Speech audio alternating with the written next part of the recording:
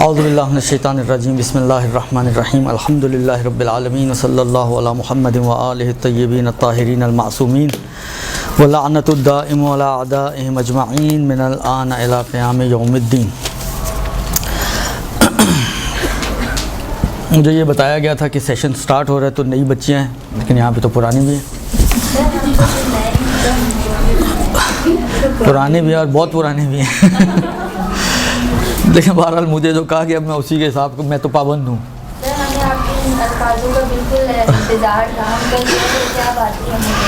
تو مجھے یہ کہا گیا کہ جی کیونکہ نیا سیشن ہے، نئی بچیاں ہیں، تو علم کی اہمیت اور اس کی فضیلت اور اسی حوالے سے کچھ باتیں، بہرحال یہ باتیں ایسی ہیں کہ اگر پرانے بھی ہوں تو کام تو آنے والی ہیں، نقصان دہ تو نہیں ہیں۔ احادیث ہیں، پیغمبر کے قول ہیں، ائمہ کے اقوال ہیں، اس میں تو بالآخر کوئی حرج نہیں اگر تکرار بھی ہو جائے۔ دیکھیں، پروردگار عالم نے انسان کو اس دنیا میں خلق کیا اور خود قرآن میں ایک مقصد بیان کیا گیا خلقت کا، وما خلقت الجن والانس الا لیعبدون۔ یعبدون ای لیعرفون، یعبدون کا معنی مفسرین یہاں پر کرتے ہیں اے یعرفون، یعنی معرفت کے لیے، کیونکہ عبادت بغیر معرفت کے ہو نہیں سکتی۔ مجھے پتہ ہی نہ ہو کون ہے سامنے، طرف مقابل کون ہے، تو میں کیا عبادت کروں گا، کیسی عبادت کروں گا اس کی؟ تو کیونکہ عبادت بغیر معرفت کے نہیں ہو سکتی، لہذا وہ اس کا معنی یوں ہی کرتے ہیں کہ یعبدون اے یعرفون، یعنی پہلے پہچانیں گے پھر عبادت کی طرف جائیں گے۔ اور اس عبادت کا ہدف اور مقصد کیا ہوتا ہے؟ یہ جو خدا نے عبادتیں انسان کے لیے قرار دی ہیں، اس کا مقصد کیا ہے؟ آپ میں سے کوئی بتا سکتا ہے؟ عبادت کا مقصد کیا ہے؟ سر اللہ کی وحدانیت کو پہچاننا، اللہ کو روزے میں اللہ کی کون سی وحدانیت آگے بیچ میں؟ تو چار خدا بھی ہوتے اور روزے رکھواتے تو ہم رکھتے۔ عبادت، کلی عبادت، کوئی بھی عبادت ہو، چاہے روزہ ہو، چاہے نماز ہو، چاہے حج ہو، چاہے زکوٰۃ ہو، چاہے دوسری نیکیاں ہوں، عبادت کا مقصد کیا ہے؟ وہ عبادت کرتے وقت آپ ساتھ ہی اس کے کنارے میں لے کر آتی ہیں، نماز پڑھتی ہیں قربتاً الی اللہ، قربت، خدا ان عبادتوں کے ذریعے، اسی لیے کہا جاتا ہے کہ عبادت قصد قربت کے بغیر ہو ہی نہیں سکتی، کیونکہ عبادت کا ٹارگٹ ہی خدا ہے، یعنی خدا سے نزدیک کرنے کا سبب ہیں یہ عبادتیں۔ اب خدا نے مختلف چیزیں ہم سے طلب کی ہیں، مختلف ذرائع ہیں کہ جن کے ذریعے ہم خدا تک پہنچ سکتے ہیں، لیکن جتنا تھوڑا بہت میں نے دیکھا یا جو کچھ میرے معلومات ہے اس کے حساب سے میں بھی عرض کر رہا ہوں کہ ایسا محسوس ہوتا ہے کہ ان عبادتوں میں، یا یوں کہوں میں کہ وہ امور کہ جنہیں پروردگار عالم نے اپنی قربت کا ذریعہ بنایا ہے اور جن امور پر عمل کر کے ہم قرب الہی کو حاصل کر سکتے ہیں، ان میں اہم ترین امر جو ہے وہ حصول علم ہے، اہم ترین چیز ہے یہ۔ اسی لیے آپ دیکھیے گا، ابھی آپ کی خدمت میں عرض کرتا ہوں، روایتیں ہیں، کیسی روایتیں ہیں؟ اچھا، اب یہ مت آپ سمجھیے گا کہ یہ روایتیں جو ہیں مثلا ایک عالم دین جو امامہ سر پہ ہو اور ابا قبا، نہیں، یہاں یہ علم کی بات ہو رہی ہے، لباس کی بات نہیں ہو رہی ہے، بات علم کی ہو رہی ہے کہ جس کے پاس بھی علم ہوگا، عالم یعنی جو علم رکھنے والا ہے، وہ ہستی کہ جس کے پاس علم ہو وہ ہے عالم۔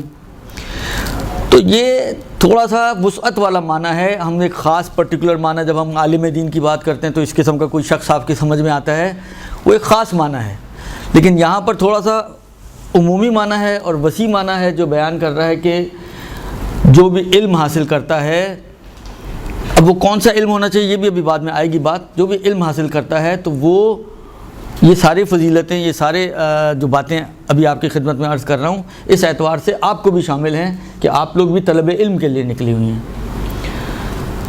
آپ لوگوں کا بھی گھر سے نکلنا طلب علم کی خاطر ہے، تو یہ آپ کو بھی شامل ہو جائیں گی آٹومیٹکلی۔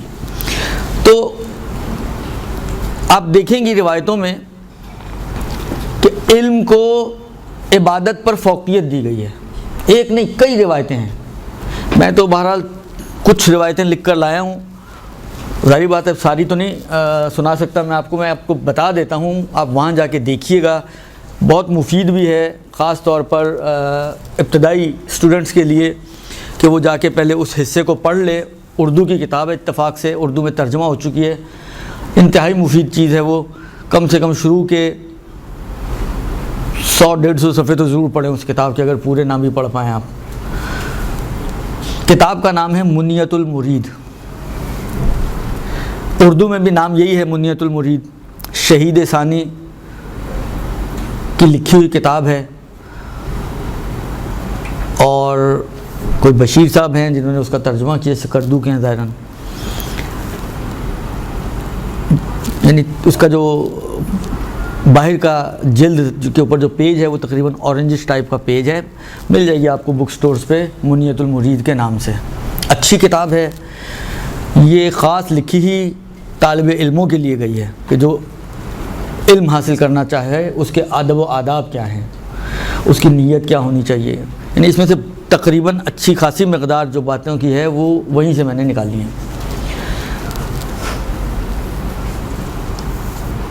اب انسان جب اس دنیا میں آیا ہے اس کو قرب کا مقام قرب بھی چاہیے, تو ہم نے کہا نا کہ اہم ترین وسیلہ جو اس قرب کے مقام تک پہنچنے کا ہو سکتا ہے وہ ہے علم.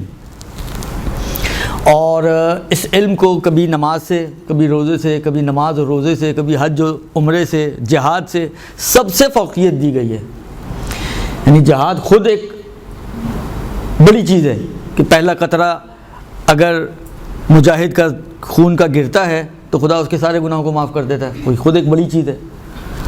ابھی شہید نہیں ہوا ہے, ابھی ان مقامات تک نہیں پہنچا ہے, لیکن میدان جنگ میں اگر اس کا خون کا ایک قطرہ نکلتا ہے اور گرتا ہے تو اس کے گناہ معاف ہو جاتے ہیں. تو ان تمام عبادتوں سے اس کو فوقیت دی گئی ہے. اور جب کمپیریزن کیا جاتا ہے تو مثلا بعض اوقات تو خود عبادت, مثلا فرض کریں تحصیل علم مثلا اتنے سال کی عبادت سے افضل ہے, اس عبادت میں پھر سب کچھ آ گیا, نماز بھی آ گیا, روزہ بھی آ گیا, حج بھی آ گیا, اور دوسری عبادتیں بھی آ گئیں. اور بعض جگہ پہ خاص نماز کا تذکرہ ہے, روزے کا تذکرہ ہے, حج کا تذکرہ ہے, عمرے کا تذکرہ ہے, جہاد کا تذکرہ ہے, مختلف چیزوں کا پرٹیکولرلی تذکرہ بھی بعض روایتوں میں موجود ہے. مثلا ہم اگر بعض روایتوں کی طرف چلیں تو ہم دیکھتے ہیں کہ ختمی مرتبہ صلی اللہ علیہ وآلہ وسلم کی ایک روایت ہے.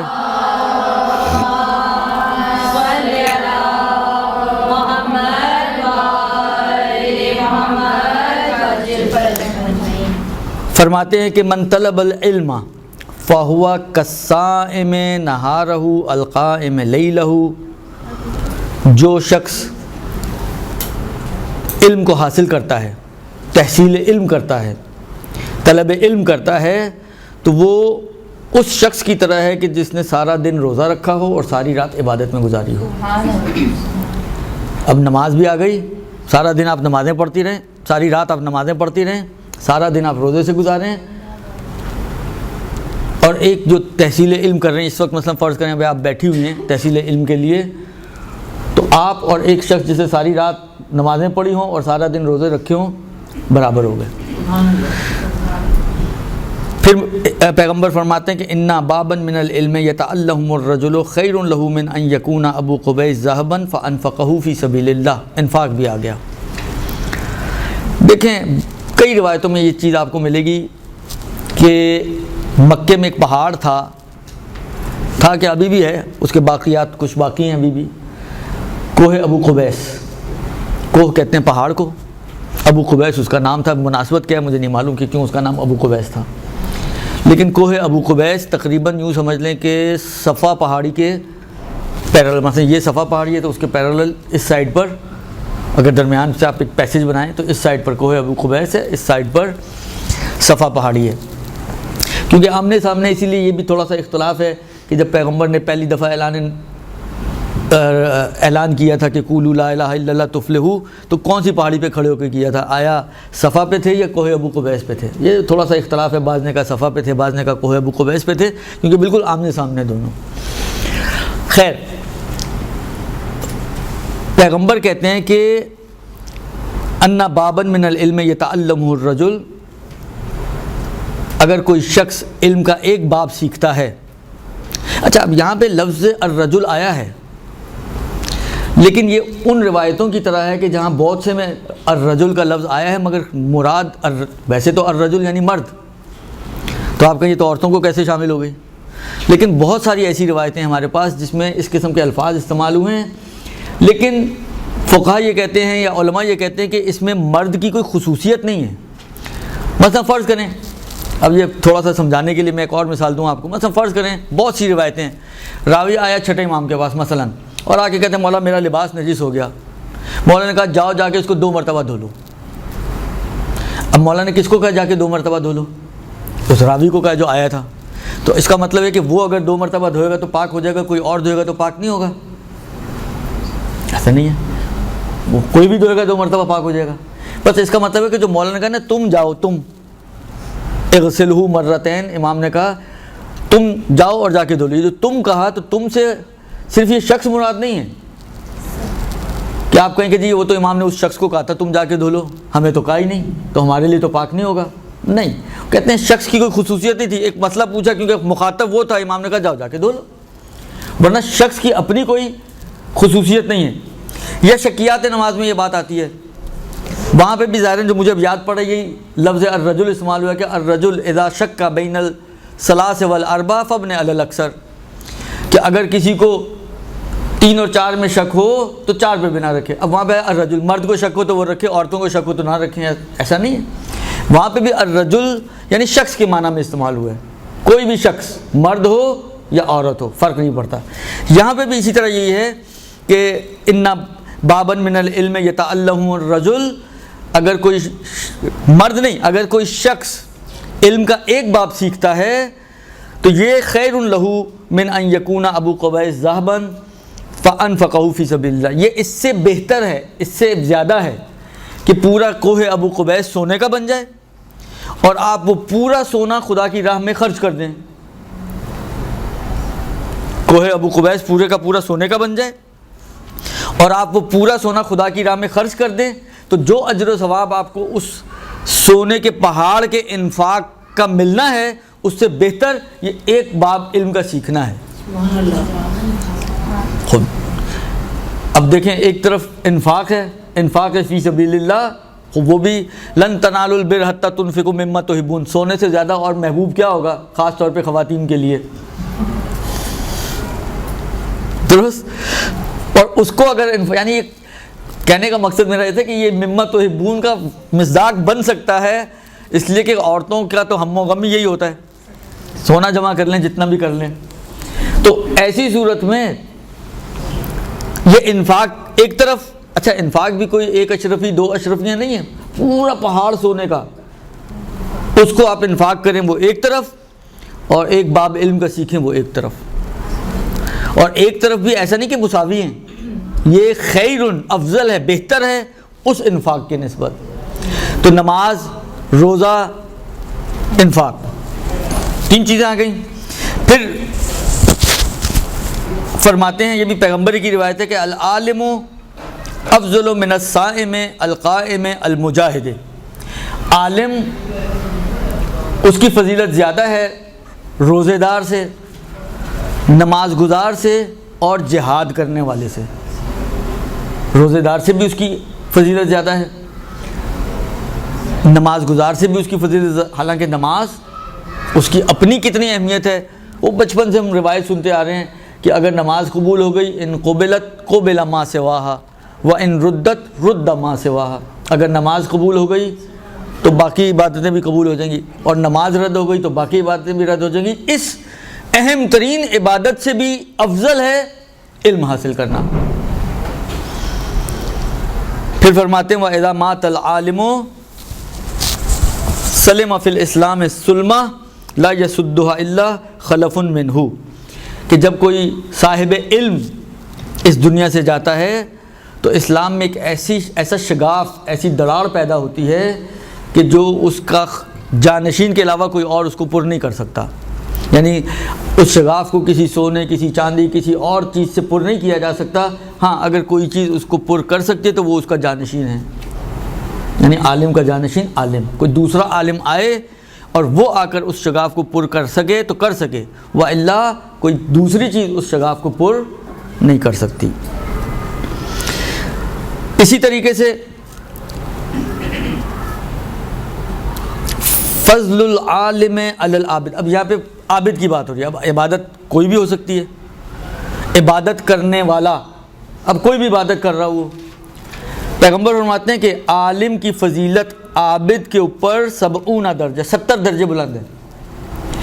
یعنی فرض کریں اگر عابد نیچے پہلی سیڑھی پہ کھڑا ہوا ہے تو یہ 70ویں سیڑھی پہ کھڑا ہوا ہے، 70 درجے اس سے بلند ہے. اچھا ہم تو 70 درجے، اگر 70 سیڑھیاں بنائیں گے تو مثلا فرض کریں تیسرے چوتھے مالے تک، 5ویں مالے تک بنائیں گے. یہ پیغمبر نے جو سیڑھی بنائی ہے وہ کتنی بڑی سیڑھی ہے. کہتے ہیں جو 2 درجے ہیں، یعنی 2 سیڑھیاں، 2 سٹیپس، ان کے درمیان فاصلہ کتنا ہے؟ کہتے ہیں بین کل درجتین حضر الفرس 70 عاما. تیز رفتار گھوڑا 70 سال تک بھاگے تو اتنا فاصلہ ہے 2 سٹیپس میں. تیز رفتار گھوڑا 70 سال تک بھاگے. یہ ہم لوگوں کے لیے تصور کرنا بہت مشکل ہے، اس لیے کہ نہ ہم نے گھوڑے دیکھے ہیں ویسے اور نہ اس قسم کی کوئی چیزیں دیکھی ہیں. لیکن ایک تیز رفتار گھوڑا ہو جو 70 سال مسلسل بھاگے تو جو فاصلہ ہوگا اتنا فاصلہ ہے ہر درجے میں. اب دیکھیں یہ اگر عابد زمین پہ کھڑا ہوا ہے تو اب سوچیں تو صحیح کہ یہ عالم کھڑا کہاں ہوگا. یہ تو شاید آسمان کو بھی کراس کر کے آگے چلا جائے. درست اتنا فاصلہ ہے 2 درجوں کے درمیان. اب آپ سوچ لیں عابد کہاں کھڑا ہے اور عالم کہاں کھڑا ہے. عبادت کی زیادہ فضیلت ہے یا علم کی زیادہ فضیلت ہے؟ تو اسی سے اندازہ ہو سکتا ہے کہ فضیلت تو ہے اور کتنی فضیلت ہے. یعنی یوں سمجھیں آپ کہ کمپیریزن ہی کرنا مشکل نظر آ رہا ہے کہ ایک طرف عبادت ہو، ایک طرف تحصیل علم ہو.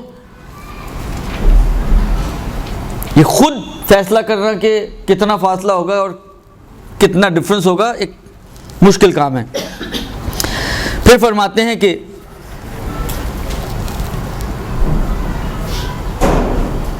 اس کی ایک وجہ بیان کی ہے پیغمبر نے اس اتنے فاصلے کی، اتنی اہمیت کی کہ ایک عالم کو اتنی فضیلت حاصل ہے عابد پر کہ عابد زمین پہ کھڑا ہے اور عالم جو ہے وہ آسمانوں کو بھی سے بھی شاید کراس کر جائے. اس کی وجہ کیا ہے؟ اس میں کون سا ایسا سرخاب کا پر لگا ہوا ہے کہ ہم کہیں کہ اس کا اتنا فضیلت، اور عابد بیچارہ جو ساری رات کھڑے ہو کر نمازیں پڑھے، سارا دن روزے رکھے، جہاد کرے، صفا مروہ، جو بھی بالآخر عبادتوں پہ عبادتیں، حج، زکوٰۃ، خمس، جہاد، اس کے باوجود وہ اس کے شاید دھول تک بھی نہ پہنچ سکے. تو ایسا کون سا ڈفرنس آ گیا ان دونوں کے درمیان؟ ایک ڈفرنس بیان کیا پیغمبر نے، یہ اہم ہے. پیغمبر کہتے ہیں وہ ذالکہ، اس کی وجہ یہ ہے کہ لأن الشیطان یضع البدع للناس فیبصرها العالم فیزیلها والعابد یقبل علی عبادتہ. کہتے ہیں اس کی وجہ یہ ہے کہ شیطان کرتا کیا ہے؟ شیطان کرتا یہ ہے کہ لوگوں کے درمیان بدعتیں ایجاد کرتا ہے، اور عالم کا کام یہ ہوتا ہے کہ وہ ان بدعتوں کو دیکھتا ہے اور ان کو ختم کرتا ہے معاشرے سے. جبکہ عابد اس کو کسی معاشرے کے کسی شخص سے کوئی سروکار نہیں، وہ اپنی عبادتوں میں لگا ہوا ہے، سر جھکا کے لگا ہوا ہے، نماز پڑھنے، روزے رکھنے، بالآخر عبادتیں کرنے.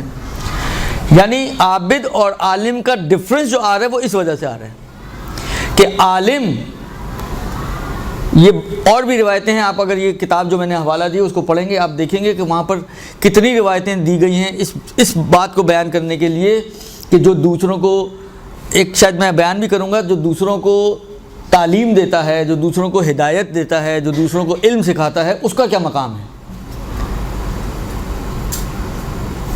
لہٰذا پیغمبر کہتے ہیں کہ یہ بدعتیں جو ایجاد کرتا ہے شیطان، عالم ان بدعتوں کا مقابلہ کرتا ہے، ان کو ختم کرتا ہے.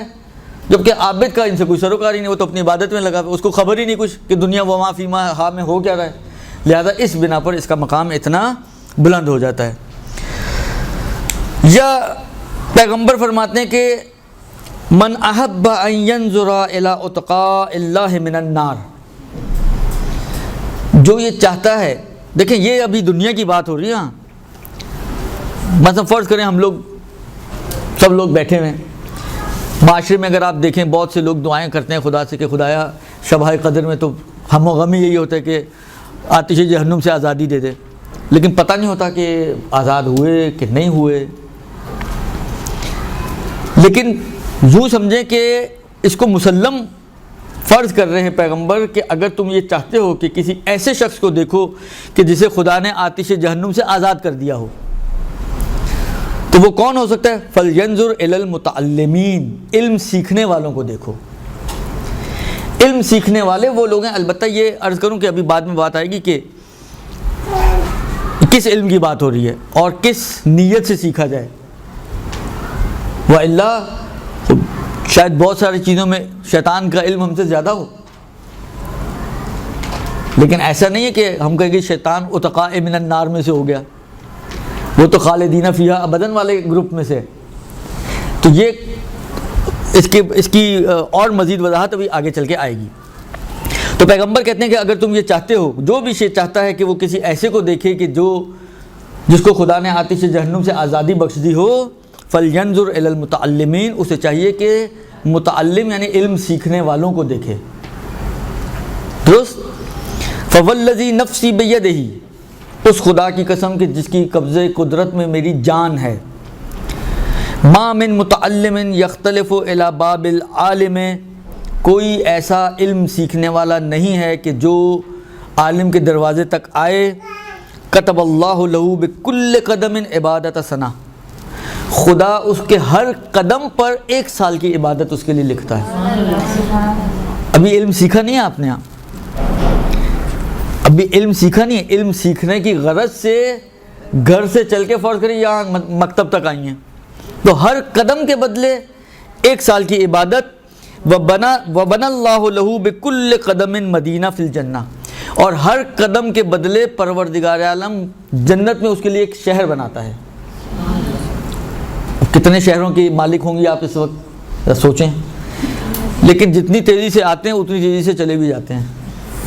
یہ بھی روایتوں میں ہے کہ جب ہم نیکی کرتے ہیں تو وہاں پر ہمارے لیے مثلا کبھی درخت اگا دیے جاتے ہیں جنت میں، لیکن جب ہم فرض کریں کوئی گناہ کرتے ہیں تو ایسی آگ جاتی ہے کہ وہ سارے درخت، ایک نیکی نے 1000 درخت اگائے، ایک گناہ نے سارے ہی مٹا دیے.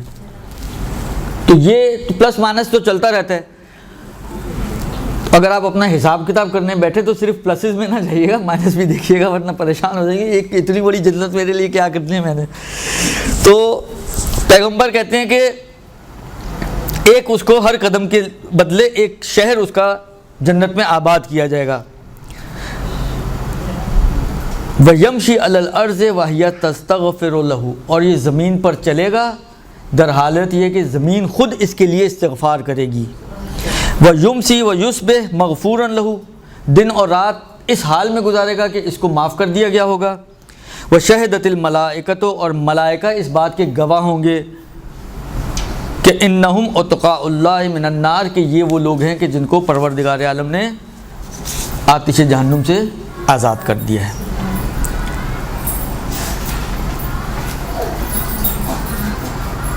وہ بہت ہی مشہور و معروف روایت ہے، وہ بھی آپ لوگوں کے ذہن میں ہوگی، کہ جس میں آپ سنتے ہیں کہ جب ایک طالب علم گھر سے نکلتا ہے، علم حاصل کرنے والا گھر سے نکلتا ہے، تو ملائکہ اپنے پر اس کے پیروں کے نیچے بچھاتے ہیں.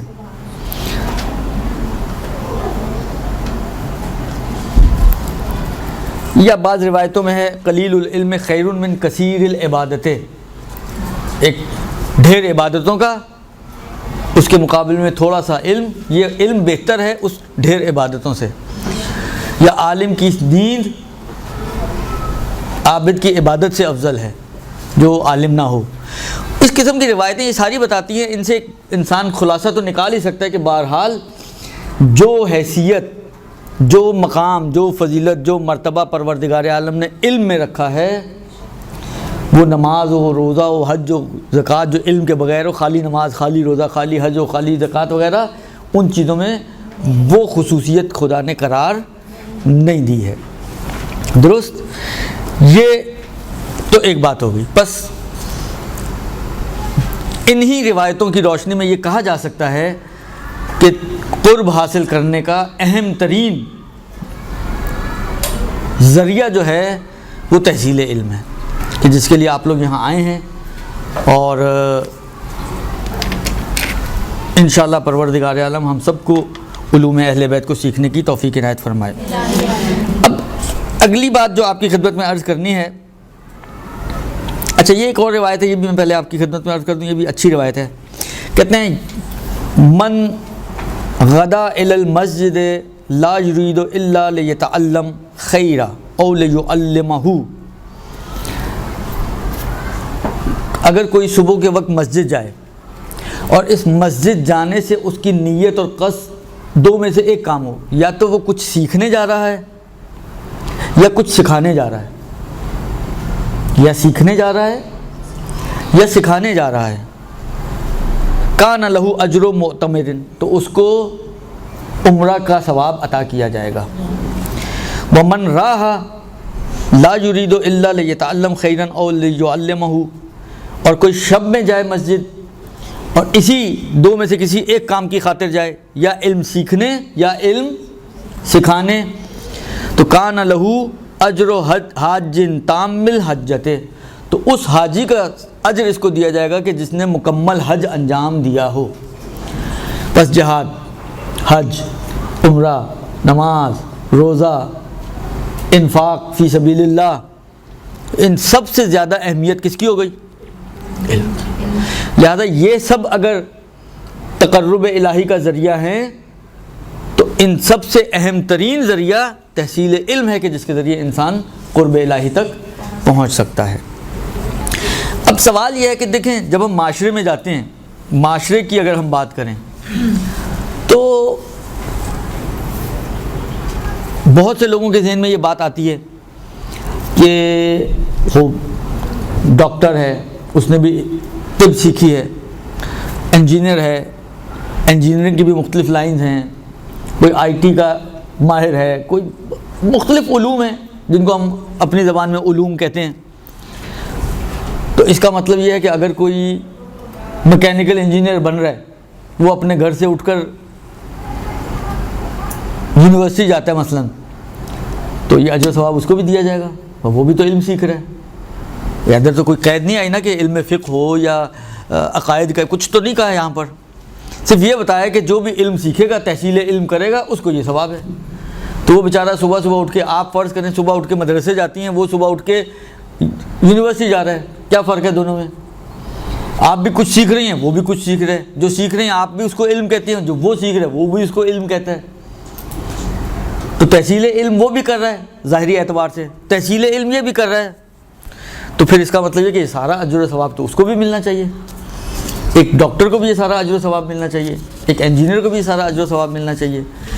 جو بھی سیکھ رہا ہے، جس علم کو بھی حاصل کر رہا ہے مختلف علوم میں سے، تو پھر تو اس کو بھی یہ سارے اجر و ثواب ملنے چاہیے۔ تو علم ہے نا جی، دنیاوی ہو یا دینی ہو، تو علم ہی ہے نا۔ سر وہ دنیاوی علم جو ہے وہ فضل میں شمار ہوگا، جیسے عالم اور فاضل دو لفظ ہیں، علم دین سے علم ہے دین، اور فاضل سے فضل دنیاوی دین۔ اور کسی کو کچھ بولنا ہے؟ یہ تو پھر میں بولوں؟ سر آپ بولیں۔ یہ صحیح فرما رہی ہیں۔ دیکھیں یہ کس نے بیان کیا ہمارے لیے؟ یہ ساری باتیں وہ ہیں جو پیغمبر نے اور ائمہ نے بیان کی ہیں۔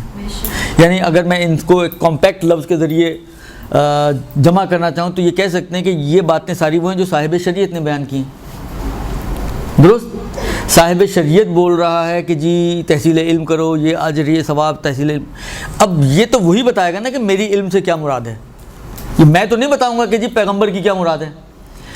ہم تو پیغمبر کے دل میں نہیں گھسے ہوئے، وہ تو ہمارے دل میں جھانک سکتے ہیں لیکن ہم تو ان کے دل میں نہیں جھانک سکتے۔ درست؟ تو بس مجھے کیا پتہ پیغمبر کی کیا مراد ہے، یا امام صادق نے جو باتیں کہی ہیں علم کے بارے میں ان کی کیا مراد ہے، یا امام باقر علیہ السلام کی کیا مراد ہے، یا اور دوسرے ائمہ نے جو بھی باتیں کہی ہیں ان کی کیا مراد ہے، ہمیں کیا معلوم۔ لہٰذا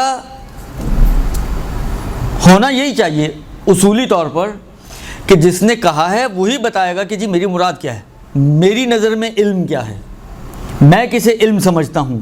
درست؟ یہ اسی کو بتانا ہے۔ لہذا میں ایک روایت آپ کی خدمت میں عرض کرتا ہوں ظاہراً، کیونکہ یہ بھی آپ ذہن میں رکھیں کہ جس طرح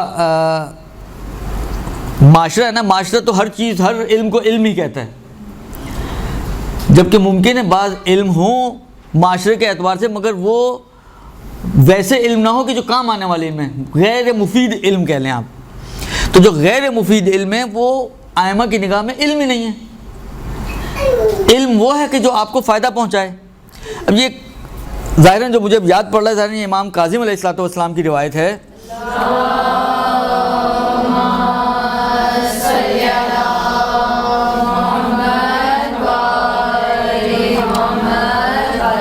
وہ نقل کرتے ہیں کہ ایک دن رسول خدا صلی اللہ علیہ وآلہ وسلم مسجد میں داخل ہوئے تو انہوں نے دیکھا کہ ایک شخص کے اطراف میں ایک بھیڑ لگی ہوئی ہے۔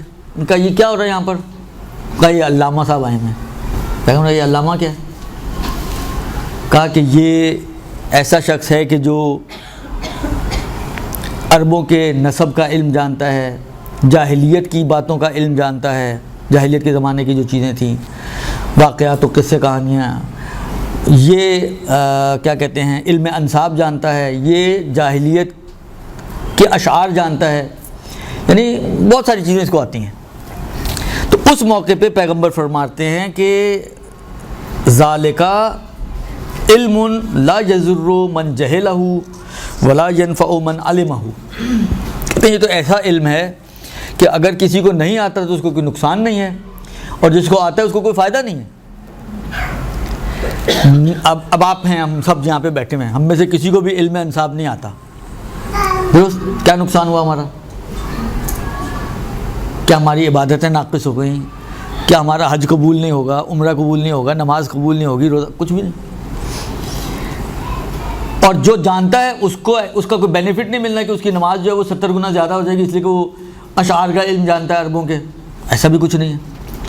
تو پیغمبر کہتے ہیں کہ یہ کیسا علم ہے؟ یہ علم ہوا کہ جس کا نہ جاننے کا کوئی نقصان نہیں اور جس کے جاننے کا کوئی فائدہ نہیں۔ اس کے بعد پیغمبر فرماتے ہیں انما العلم ثلاثہ، علم صرف 3 چیزیں ہیں، آیات محکمہ، فریضۃ عادلہ و سنت قائمہ، یہ 3 علم ہیں۔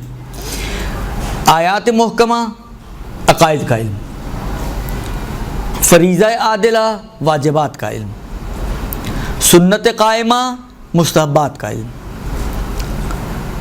علم یہ ہے، یعنی بھائی آپ کے پاس آپ کہتے ہیں جی دین یا اصول دین ہے یا فروع دین ہے۔ اصول دین یعنی کل دین تو یہی ہے نا، آپ کہتے ہیں دین کے 2 حصے بناتے ہیں، دین کی تعلیمات کے یا دین کے احکام کے، ایک کو کہتے ہیں اصول دین اور ایک کو کہتے ہیں اصول دین یعنی اعتقادات، فروع دین یعنی آپ کے اعمال، واجبات و مستحبات، درست؟ اس کے اندر یہ 3 چیزیں ہیں۔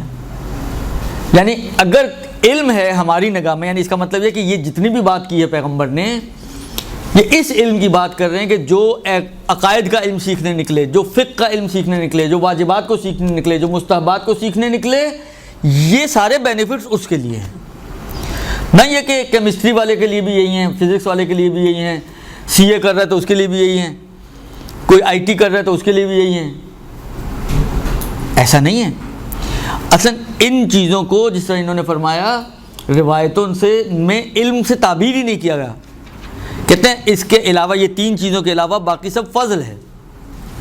فضل ہے یعنی، اچھا بعض نے فضل کا 2 طرح سے معنی ہم کر سکتے ہیں۔ فضل ہے یعنی جسے کہتے ہیں عالم فاضل، کہ فضل ہے یعنی ایک فضیلت کی چیز ہے جو اس کو آتی ہے، جو اس کی ایک سمجھیں معلومات کا گراف بڑھا رہی ہے، بس اس حد تک۔ یا فضل سے آپ کہیں کہ اضافی چیزیں، فالتو چیزیں جن کی کوئی اہمیت نہیں ہے، یہ بھی بعض نے، یہ شہید ثانی نے یہی والا معنی یعنی ان کی اس میں دیا ہوا ہے۔ بس 3 طرح کے علوم ہیں، آیات محکمہ یعنی عقائد، فریضہ عادلہ یعنی واجبات، سنت قائمہ یعنی مستحبات۔ ان دونوں کو آپ سمجھیں فروع دین اور وہ ایک اصول دین۔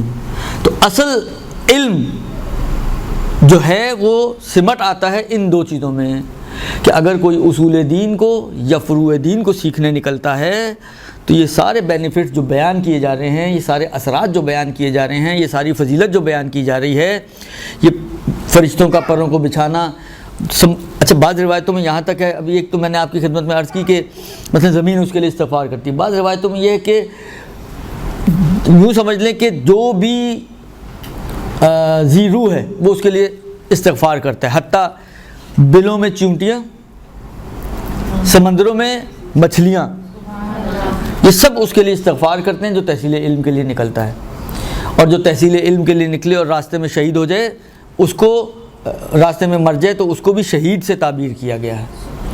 لہذا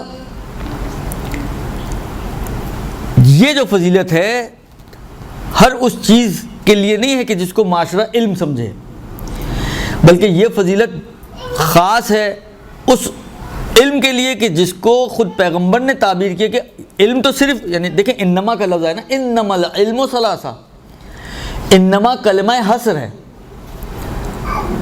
علم تو صرف یہی 3 چیزیں ہیں۔ جب آپ کہتے ہیں علم تو صرف یہی 3 چیزیں ہیں، اس کا مطلب کیا ہے؟ باقی چیزیں علم نہیں ہیں،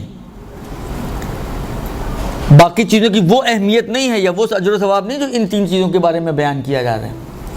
تو یہ اس حدیث کی روشنی میں ہم کہہ سکتے ہیں کہ جو علم ہمیں سیکھنا ہے وہ یہ علم ہے کہ جس کے اوپر ہمیں اتنا اجر و ثواب دیا جائے گا۔ یہ ہو گئی دوسری چیز۔ تیسری چیز جو اہمیت رکھتی ہے ہمارے کام میں اور ہمارے اس صنف میں،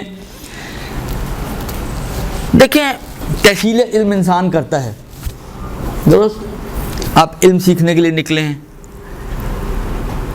کیوں سیکھ رہے ہیں؟ یہ کیوں بہت اہم ہے، اس کیوں کو پہلے کھودیں۔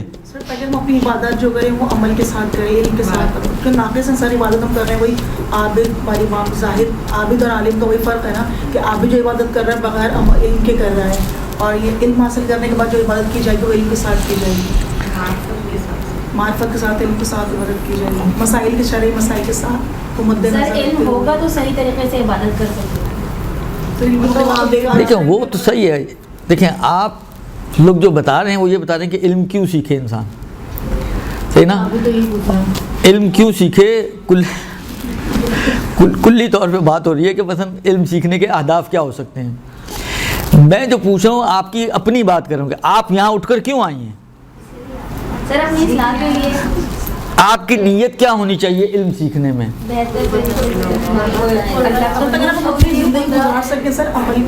وہ تو اس کے بغیر بھی لوگ گزار رہے ہیں۔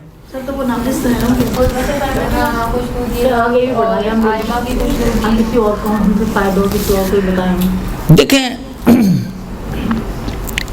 تحصیل علم میں اگر اس علم کو مفید بنانا چاہتے ہیں ہم تو ہمارا ٹارگٹ خدا ہونا چاہیے، دنیا نہیں ہونی چاہیے۔ مثلا میں آپ کی خدمت میں عرض کروں، رسول خدا کی اتفاق سے یہ بھی حدیث ہے، پیغمبر فرماتے ہیں من تعلم علما مما یبتغی بہ وجہ اللہ لا یتعلمہ الا لیصیب بہ غرضا من الدنیا لم یجد عرف الجنت یوم القیامہ۔ پیغمبر فرماتے ہیں کہ علم کہ جسے خدا کی خاطر حاصل کرنا چاہیے، اس علم کو کہ جسے خدا کی خاطر حاصل کرنا چاہیے، اگر کوئی دنیاوی اغراض سے اس علم کو سیکھتا ہے، یعنی خدا کو نکال دیتا ہے بیچ میں سے اور دنیا کی خاطر، مثلا فرض کریں شہرت کے لیے، پیسے کے لیے، بعض روایتوں میں بعض اور چیزیں بھی آئی ہیں وہ بھی میں روایت عرض کرتا ہوں، خلاصہ اغراض دنیاوی کی خاطر یہ علم کو سیکھتا ہے تو وہی علم جو اتنا فائدہ پہنچانے والا تھا وہی علم وبال بن جاتا ہے، اگر غرض انسان کی دنیا ہو۔ اسی علم کے ذریعے پیغمبر فرماتے ہیں کہ اس کو قیامت کے، دیکھیں جنت کے بارے میں کہا جاتا ہے کہ جنت کی خوشبو 500 میل کے فاصلے تک پھیلی ہوئی ہوگی اور سونگھی جا سکتی ہے، لیکن وہ شخص کہ جو علم کو دنیا کی خاطر حاصل کرتا ہے، پروردگار عالم اس کو جنت کی خوشبو سے محروم کر دیتا ہے۔ یعنی جو اتنی، اب آپ سوچیں مثلا فرض کریں ایک پورے گھر میں کوئی اگربتیاں جلائی ہوئی ہیں آپ نے اور ٹھیک ٹھاک خوشبو پھیلی ہوئی اور کسی کو خوشبو نہ آ رہی ہو، تو اس کا مطلب کیا ہے؟ اس کا ناک خراب ہے. تو اللہ اس کا بھی ناک خراب کر دے گا کہ وہ خوشبو جو اتنے فاصلے سے سونگھی جا سکتی ہو، یہ اس کی دیکھیں اس تعبیر میں ممکن ہے شاید یہ کہا جا رہا ہو کہ یہ شخص جنت سے ہی محروم ہو جائے گا، یعنی جو علم کو، کیونکہ اصل میں دیکھیں وہی والی بات ہے، علم کے ذریعے ہم کیا حاصل کرنا چاہ رہے تھے؟ قرب الہی. اگر علم کے کو وسیلہ بنانا تھا قرب الہی کے لیے، مگر اس علم کو آپ نے دنیا کی خاطر حاصل کیا تو کیا ہوگا نتیجہ؟ قرب الہی تو رہ گیا نا، ہاتھ سے نکل گیا. لہٰذا وہ بھی آ رہا ہے، بتاتا ہوں. ابھی دو چیزیں تو بتائیں آپ کو میں نے، درست. تو وہ پھر آپ کو اس علم کا کوئی فائدہ، میں نے کہا نا، بلکہ فائدے کے برعکس یہ آپ کے لیے وبال بن جائے گا.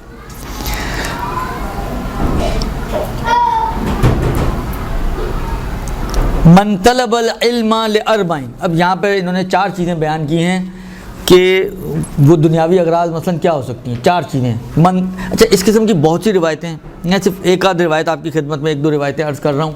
آپ منیت المرید کو دیکھیے گا، اس میں ایک روایت ہے، وہ کیونکہ لمبی تھی وہ اس لیے میں چھوڑ آیا ہوں. اس میں 7 گروہ ان لوگوں کے بیان کیے ہیں کہ جنہوں نے علم سیکھا، مگر یہ 7 کے 7 جہنم میں جائیں گے. اور جہنم بھی جس طرح آپ کو پتہ ہے جنت کے درجات ہیں، تو جہنم کے بھی سٹیپس ہیں. 7 درکے ہیں جہنم کے، 7 لیولز ہیں. تو اس میں پہلے لیول میں کون سا علم سیکھنے والا جائے گا، دوسرے لیول میں ایسا نہیں کہ علم سیکھنے والے ہمیشہ جنت ہی کا تاج بنیں گے، یہ ذہن میں رکھیں. بعض اوقات یہی علم سیکھنے والے بجائے اس کے کہ جنت میں جائیں، جہنم میں چلے جائیں گے. اور اس میں ایک گروہ ایسا ہے کہ جو جہنم کے 7ویں طبقے میں ہوگا. وہ روایت آپ وہیں جا کے دیکھیے گا منیت المرید میں. چلیں ہو سکتا ہے لاسٹ ایئر بتائیے، لیکن اس دفعہ نہیں بتا رہا ہوں میں وہ اب وہاں دیکھ لیجیے گا. یہ ایک روایت ہے جو کہتی ہے کہ من طلب العلم لاربعین دخل فی النار، جو 4 چیزوں کی خاطر علم کو سیکھے گا خدا اس کو جہنم میں ڈال دے گا. 4 اغراض، 4 وجوہات کہ جن کی بنا پر علم سیکھنے کے باوجود کہ جو قرب الہی کا ذریعہ ہے انسان جہنمی بن جاتا ہے اور خدا اس کو آگ میں ڈال دے گا. لِیُبَاہِی بِهِ الْعُلَمَاء، علماء کے سامنے فخر و مباحات کرے. اپنے علم میں نے 4 چیزیں سیکھ لیں، اب ان 4 چیزوں کو سیکھنے کے بعد علماء کے سامنے فخر و مباحات کرے. تو یہ شخص بھائی ان کے اس نے علم سیکھا ہے مگر علم نے اس کو ڈبو دیا، اس لیے کہ یہ جہنمی بن گیا. اس فخر غرض اس کی کیا تھی؟ میں سیکھ ہی سے لے رہا ہوں کہ 4 علماء کے ساتھ جو ہے وہ فخر و مباحات کر سکوں، ان کو بتا سکوں کہ ہم بھی کچھ ہیں، صرف آپ ہی کچھ نہیں ہیں. یہ ایک. دوسرا او یماری بہل صفحا، یا احمقوں کے ساتھ مباحثہ، بحث، تکرار، اس لیے علم کو سیکھ رہا ہے کہ احمقوں اور سفیہ لوگوں کے ساتھ، کم عقل لوگوں کے ساتھ بحث و تکرار کرے. او لیصرف وجوہ الناس الیہ، یا سیلیبریٹی بننا چاہتا ہے، لوگ اسی کی طرف متوجہ رہیں، لوگوں کی توجہ کا مرکز بن جائے. علم سیکھ رہا ہے تاکہ شہرت حاصل ہو جائے، لوگ اسی کی طرف متوجہ رہیں، لوگوں کا توجہات کا مرکز بن جائے، یہ اس لیے علم سیکھ رہا ہے. او یاخذ بہ من الامراء، یا یہ کہ اس علم کے ذریعے عمراء اور مالدار لوگوں سے مال کما سکے، مال کی خاطر، شہرت کی خاطر، فخر کی خاطر اور جدل کی خاطر. جو مذاکرہ ہے نا صفی کے ساتھ، یعنی جدل، بیجا بحث کرنا. ان 4 میں سے کوئی غرض اگر کسی نے تحصیل علم میں رکھی تو سمجھیں کہ اس کی کشتی غرق ہو گئی. علم ہونے کے باوجود یہ شخص جہنم میں جائے گا. جبکہ اچھا یہاں پہ بھی اسی علم کی بات ہو رہی ہے کہ جس علم کو کے فائدے بیان کیے جا رہے ہیں. یعنی اگر کوئی دین سیکھتا ہے اس لیے کہ میری شہرت ہو جائے، ہر جگہ میرا نام ہو، واہ واہ ہو۔ کوئی اس لیے سیکھتا ہے کہ دیکھ رہا ہے مثلا بعض علماء کی، البتہ نہ سب کی، ان کی تو ماشاءاللہ 5 انگلیاں گھی میں اور سر کڑھائی میں، اتنی کمائی ہے ان کی، 2 مہینے میں پورے پتہ نہیں کتنے سالوں کا کما لیتے ہیں، وہ اس چکر میں وہ بھی علم سیکھ رہا ہے۔ یا مثلا فرض کریں جو عرض کیا کہ فخر و مباحات و تکبر کی خاطر یا جدل کی خاطر، تو یہ وہ شخص ہے کہ جو علم تو سیکھ رہا ہے مگر یہ علم اس کو فائدہ نہیں پہنچائے گا۔ یہاں پر میں ایک سوال میں پیش کرتا ہوں، بریک کے بعد اس کو ہم آگے بڑھاتے ہیں۔ جدل میں نے کہا نا، تکرار کرنا، فضول کی بحث کرنا۔ اب اس میں کیا آیا؟ چوتھی چیز کیا آئی؟ عمرہ سے مال حاصل کرنے کے لیے علم سیکھنا، درست؟ اب یہاں پر ایک سوال، مثلا ممکن ہے آپ میں سے کوئی ذاکرہ بھی ہو، آپ جاتی ہیں مجلس پڑھتی ہیں، ممکن ہے کہیں سے کچھ نہ کچھ ملتا بھی ہو، درست؟ تو لے سکتے ہیں نہیں لے سکتے ہیں؟ اچھا بعض لوگ تو ڈیمانڈ کر کے لیتے ہیں، ان کے ریٹ فکس ہیں، بھیا آپ نے اس کو مجلس پڑھانی، 50,000 لے گا، لاکھ لے گا، جو بھی بالآخر اس کا ریٹ ہے۔ میں ابھی نام اب نہیں لینا چاہ رہا ہوں یہاں سے بیٹھ کے کہ فساد نہ برپاؤ، ورنہ میں آپ کو بتاؤں کہ آپ ذرا بلائیں ان کو، پتہ چل جائے گا آپ کو۔ خلاصہ یہ کہ یہ آیا کہیں ہمیں اس چوتھی قسم میں تو داخل نہیں کر دے گا کہ اگر ہم اس پہ پیسے لیتے ہیں مجلس کے، درس کے، ڈیمانڈ کر کے، بغیر ڈیمانڈ کیے، تو کیا ہمیں یہ اس چوتھی کیٹیگری میں تو شامل نہیں کر رہا کہیں؟ اس کا جواب ایک بریک کے بعد۔ عرض خدمت یہ ہے کہ یہ جو ہم نے حدیث پڑھی کہ جس میں پیغمبر نے فرمایا کہ 4 طرح کے علم حاصل کرنے والے جہنم میں جائیں گے، اس میں آخری گروہ وہ ان افراد کا ہے کہ جو مال کی خاطر علم حاصل کرتے ہیں۔ آیا یہ جو ہمارے معاشرے میں ایک رسم و رواج ہے کہ ذاکروں کو یا علماء کو یا ذاکرات کو ہدیہ دیا جاتا ہے، یا بعض لوگ خود ڈیمانڈ کرتے ہیں، تو کیا یہ ایسا تو نہیں کہ کہیں ہم اس کو لینے سے اس چوتھی کیٹیگری میں شامل ہو جائیں اور نمازیں بخشوانے گئے، روزے ہی گلے پڑ گئے، وہ والا حال ہو؟ ایسا تو نہیں ہے۔ دیکھیں اس میں اگر آپ غور کریں روایت میں، تو یہ روایت کہتی ہے کہ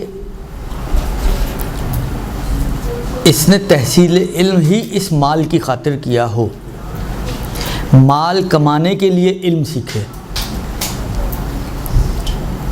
یہ وہ شخص ہے کہ جو جہنم میں جائے گا۔ اس روایت سے یہ نہیں نکل رہا کم از کم کہ سکھانے کے اوپر اجرت نہیں لے سکتا یا سکھانے کے پیسے نہیں لے سکتا۔ یہ روایت سیکھنے کے اوپر بات کر رہی ہے، جس کا علم سیکھنے کا مقصد اور ٹارگٹ ہی پیسہ ہو، یہ وہ شخص ہے کہ جو جہنمی ہے۔ بس اگر کسی نے تحصیل علم کیا ہے، خدا کی خاطر سیکھا ہے، اس میں اس کی غرض مال نہیں تھی، لیکن جب بن گیا عالم اب وہ پیسے مانگتا ہے۔ البتہ بعض روایتوں سے دیکھیں، یہاں جو میں ابھی بات کر رہا ہوں، جو جتنا میں سمجھا ہوں روایتوں سے اور جو میری سمجھ میں آئی ہے بات، میں وہ آپ تک ڈیلیور کر رہا ہوں، باقی صحیح ہے یا صحیح نہیں ہے تو اللہ ہی بہتر جانتا ہے۔ دیکھیں سکھانے کے اوپر بھی پہلے 1-2 روایتیں گزری جس میں ہم نے کیا کہا تھا، جو صبح مسجد جاتا ہے یا سیکھنے یا سکھانے، یا شام کو مسجد جاتا ہے سیکھنے یا سکھانے، تو سیکھنا اور سکھانا دونوں خدائی ہونے چاہیے۔ سیکھنا اور سکھانا دونوں خدائی ہونے چاہیے، یعنی دونوں میں مقصد آپ کا خدا ہونا چاہیے۔ حالانکہ سیکھنے میں آپ نے خدا کو مد نظر رکھا، لیکن سکھانے میں آپ نے خدا کو مد نظر نہیں رکھا، تو صحیح ہے، سیکھنے کے اعتبار سے تو آپ کو مشکل نہیں ہے، لیکن اگر آپ کے لیے بعض روایتوں میں یہ ہے کہ علم کو کمائی کا ذریعہ نہ بناؤ، علم کو کمائی کا ذریعہ سیکھنے کے مرحلے میں نہیں بنتا، سکھانے کے مرحلے میں بنتا ہے۔ لہٰذا اس کی کافی مذمت آئی ہے، وہ جو منیت المرید کہی ہے آپ کو، پڑھیے گا ضرور اس کو، 150 صفحے ضرور شروع کے پڑھ لیجیے گا، اس میں یہ روایتیں آ جائیں گی کہ جی علم کو ذریعہ نہ بناؤ کمانے کا۔ دیکھیں دو طرف ہے معاملہ، ایک ہے سکھانے والا، بتانے والا، اور ایک وہ ہے کہ جو سننے والے ہیں، سیکھنے والے ہیں یا بلانے والے ہیں۔ مثلا جتنا میں سمجھتا ہوں، جو میری سمجھ میں بات آتی ہے وہ یہ کہ میں فرض کریں اگر سکھانے والا ہوں تو مجھے مال کے پیچھے نہیں ہونا چاہیے۔ کوئی پیسہ دے گا تو میں جاؤں گا، مجلس پڑھوں گا یا درس دوں گا۔ آپ نے کہا یا پیسے تو نہیں ہیں، تو میں نے کہا بھی میں بھی نہیں ہوں، درست؟ یہ نہیں ہونا چاہیے۔ آپ اپنا کام انجام دیں۔ آپ نے سیکھا ہے ارشاد جاہل، بہت سے فقہا نے یہ بات کہی ہے کہ ارشاد جاہل واجب ہے، جاہل کی رہنمائی کرنا واجب ہے، تو آپ اپنی ذمہ داری پوری کریں۔ وہ دیتا ہے نہیں دیتا ہے، دیکھیں میں نے کہا نا دو طرفی ہے، دو کی الگ الگ ذمہ داریاں، ایک میری ذمہ داری ہے، ایک سامنے والے کی ذمہ داری ہے۔ میری ذمہ داری یہ نہیں ہے کہ میں پیسے کے پیچھے جاؤں، میری ذمہ داری یہ ہے کہ میں لوگوں تک علم پہنچاؤں۔ مجھے ڈیمانڈ نہیں کرنی چاہیے، اگرچہ فقہی طور پہ ڈیمانڈ کرنے کی ہیلے بہانے موجود ہیں، لیکن میں ابھی وہ ہیلے بہانوں والی بات نہیں کرنا چاہ رہا ہوں، میں ایک عمومی بات کر رہا ہوں کہ جتنا اندازہ ہوتا ہے روایتوں وغیرہ سے، وہ یہ کہ ہمیں ڈیمانڈ نہیں کرنی چاہیے، اور ہمارا ٹارگٹ پیسہ نہیں ہونا چاہیے کہ کوئی دے گا تو ہم پڑھیں گے، نہیں دے گا تو ہم نہیں پڑھیں گے، یا آپ کہیں جی پہلے میرے اکاؤنٹ میں اتنے پیسے ڈلوا دو اس کے بعد میں آؤں گا۔ یہ چیزیں نہیں ہونی چاہیے، کیونکہ یہ چیزیں بالآخر چغلی کرتی ہیں کسی گڑبڑ کی، کہ کچھ نہ کچھ کجی ضرور ہے دل میں۔ ہاں اس کا مطلب یہ نہیں، فرض کریں اگر آپ ڈیمانڈ نہیں کر رہے ہیں تو اس کا مطلب یہ نہیں ہے کہ جس نے بلایا ہے وہ بھی کانوں میں تیل ڈال دے، ایک اس کی ذمہ داری ہے۔ آپ دیکھیں ائمہ کی سیرت کو اٹھا کے دیکھیں، وہ امام حسین کا بہت ہی مشہور و معروف واقعہ، جس معلم نے ان کے بچے کو قرآن پڑھایا، امام نے اس کو کتنا نوازا۔ اس نے ڈیمانڈ نہیں کی تھی، لیکن امام نے خود سے اس کو نوازا۔ اور ائمہ کی سیرت آپ اٹھا کے دیکھیں، یہ جو شاعر آیا کرتے تھے، دیبل ہے، زہری ہے، اور مختلف افراد ہیں جو آیا کرتے تھے، آ کے مد میں یا مرثیہ وغیرہ پڑھا کرتے تھے، ائمہ اس کو نوازا کرتے تھے۔ ظاہراً چھٹے امام کا واقعہ، ایک شخص آئے امام کی خدمت میں، آ کے اس نے قصیدہ پڑھا، مولا آپ کی شان میں کچھ کہا ہے، کہا سناؤ۔ اس نے سنایا، مولا نے کہا اپنے غلام کو کہا جاؤ ایک تھیلی اندر پڑی ہوئی ہے، تھیلی لا کے دو، 10,000 درہم یا دینار جو بھی تھا، امام نے اس کو کہا مولا ایک اور پڑھا ہے، کہا وہ بھی سناؤ، وہ بھی سنایا اس نے۔ امام نے پھر اس کو غلام کو کہا کہ وہ ایک اور تھیلی پڑی ہوئی ہے، وہ لا کے اس کو دے دو، وہ دوسری تھیلی بھی آ گئی، کہا ایک اور پڑھا۔ امام نے کہا کہ سناؤ، تیسری تھیلی بھی لے کر آئے۔ جب جانے لگا تو اس نے چھوڑ دیا، کہا مولا میں نے اس کی خاطر نہیں پڑھا۔ ہمارے بعض ذاکرین تو اگر تھوڑے کم مل جائیں تو شور مچا دیتے ہیں،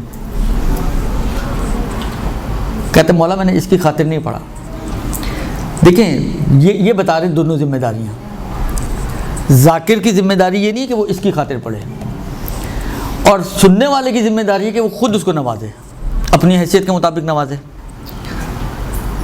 جتنا وہ، یعنی بعض اوقات واقعاً صورتحال جب ہم معاشرے میں دیکھتے ہیں کہ آپ اتنا خرچہ کرتے ہیں، دیگیں چڑھی ہوئی ہیں، کھانا اچھا کھلا رہے ہیں، اسپیکر لگائے ہوئے ہیں، یہ وہ اتنا، اور جب ذاکر کو دینے کی باری آتی تو 500 روپے، کبھی وہ بھی زیادہ لگتے ہیں اس کو۔ بہرحال جو آپ کی حیثیت ہے ایک بلانے والے کی یا سننے والے کی، ذمہ داری بنتی ہے کہ وہ اپنی حیثیت کے حساب سے اس کو، کیونکہ علم کی کوئی قیمت نہیں ہوتی ہے، یاد رکھیں ہمیشہ. آپ 200 500 1000 اس کو تول نہیں سکتے کسی قیمت میں. ائمہ کی سیرت سے بھی یہ اندازہ ہوتا ہے. اب ایک قصیدے کے 10,000 درہم یا دینار، اگر درہم بھی لے لیں تو کم سے کم سکہ ہے، لیکن 10,000 کم نہیں ہے درہم. 10,000 درہم ایک قصیدے کے اوپر. لہذا ان روایتوں سے جو سمجھ میں آتا ہے، اس سے اور اس ٹائپ کی اور دوسری روایتوں سے، کہ ذاکر کو نہیں مانگنا چاہیے، اس کو ڈیمانڈ نہیں کرنی چاہیے، لیکن جو بلانے والے ہیں، جو سننے والے ہیں، ان کی ذمہ داری بنتی ہے کہ اس کو خالی ہاتھ نہ بھیجیں. اس کو ائمہ کی سنت ہے، ائمہ کی سیرت ہے کہ وہ اس کو کچھ نہ کچھ نوازتے تھے. بہت ایک نہیں کئی واقعات ہیں. میں تو صرف ایک واقعے کی طرف اشارہ کیا. دیبل کا واقعہ ملتا ہے. دیبل کو امام نے اپنا لباس دیا، کچھ اشرفیاں دی. اس نے بھی کہا کہ مولا مجھے یہ نہیں چاہیے. کہا نہیں، لباس اس نے لے لیا تھا کیونکہ مولا کا اپنا لباس تھا.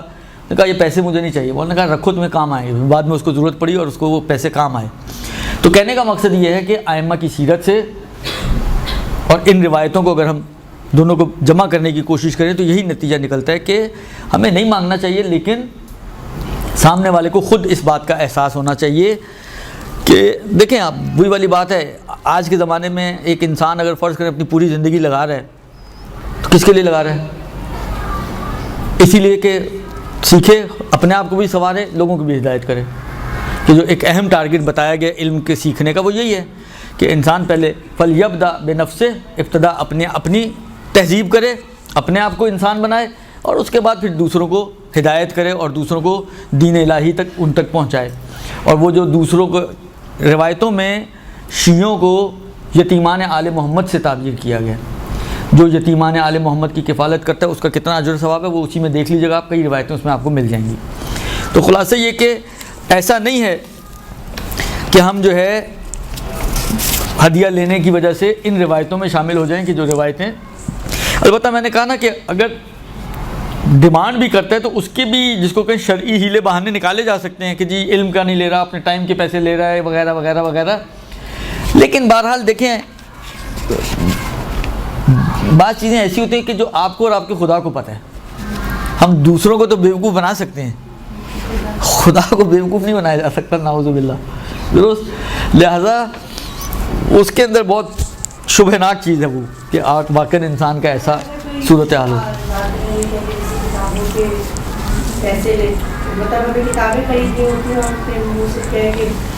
میں نے کہا نا کہ نہیں کہنا چاہیے.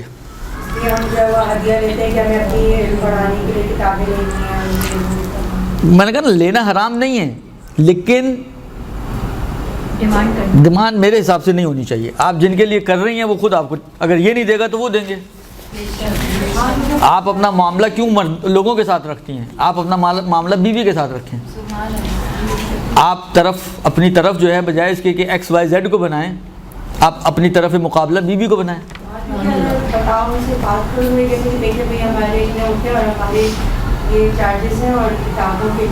اب کسی بھی بہانے سے آپ لیں، لیکن میرے حساب سے نہیں ہونا چاہیے. خوب